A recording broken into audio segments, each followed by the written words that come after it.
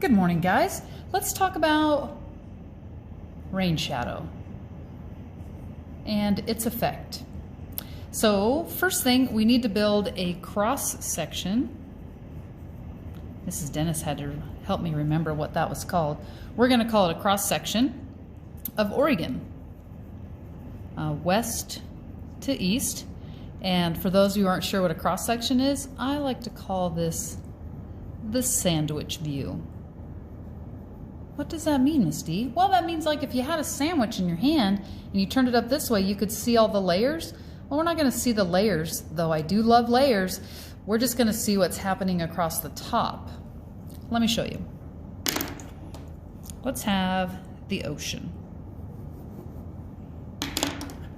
Okay, and then, you know, there's land leading in here. And then we have, in Oregon, we have something here. And then we have a little something there.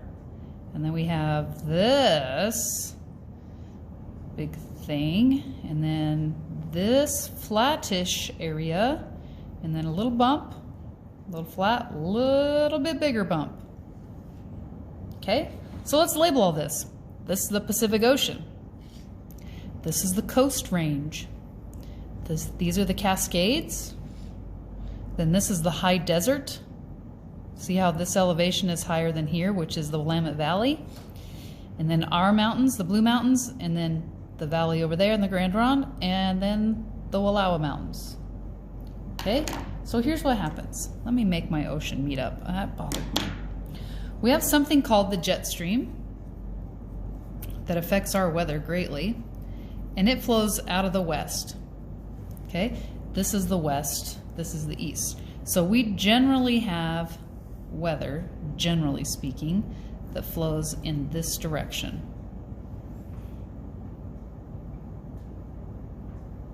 So it brings moist air off of the ocean and across Oregon.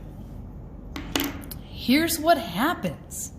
So this moist air is coming along, and then we got all this moist air coming along, and then it goes bloop, and it has to go up because it can't go through the mountains. And as you remember in cloud building, when the air goes up, then condensation occurs more often, and a bunch of stuff happens, and we get rain. We'll call it precip, because sometimes of the year it's not rain.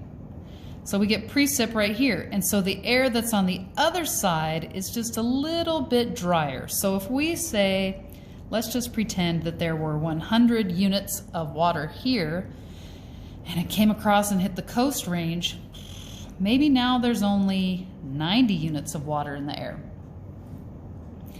And then Willamette Valley, those of you who know Oregon know that it's very green. Well, why is it green, Miss D? Because it's getting less than the Cascade or the Coast Range. Well, that's because when the water, this moist air, hits the Cascades, it really has to go up. So in order for it to do that, it's sort of like if you had to climb up the steps out front of school and you had a 100-pound pack. As you were climbing up the top, you might be throwing out all your stuff so that when you got to the top of the stairs, you'd be lighter weight and you wouldn't be carrying as much. Water in clouds is doing the same thing.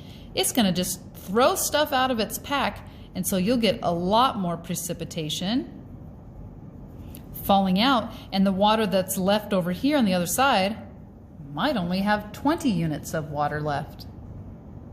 So that's why the Willamette Valley is so green, and the west side of the Cascades is so green in the Coast Range, because these mountains are very, very big.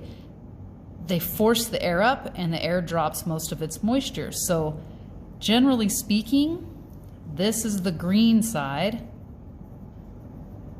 or the wet side of Oregon. Then we have the high desert area. Okay, this is places like Bend. Bend is the biggest city in the high desert, and it is a higher elevation, so it does stay cooler. It does snow there. I used to live there.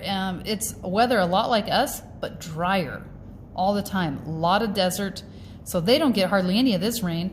This moist air will just travel along and suck moisture out, not putting very much down, so that by the time it gets to us, maybe it's still at 20 because it's given the same amount that it's pulled out. So now gets here to our little teeny tiny mountains, our little blue mountains right here, and we get rain. And then these get more precipitation even than us. This area right here,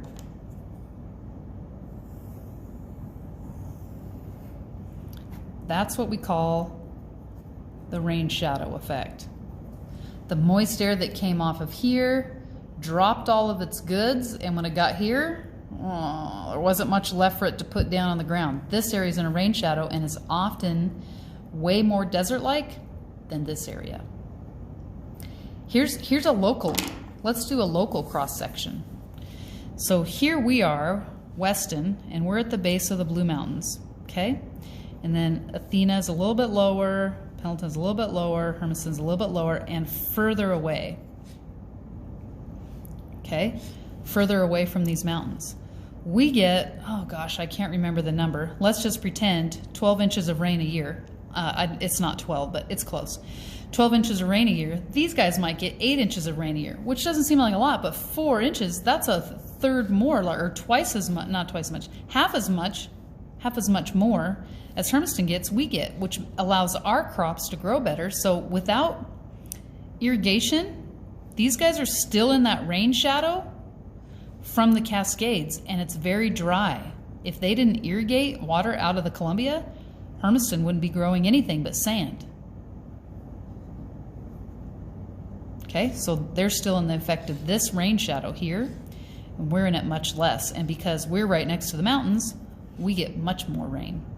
Okay, so that's kind of the rain shadow effect, cross section of Oregon and our little area.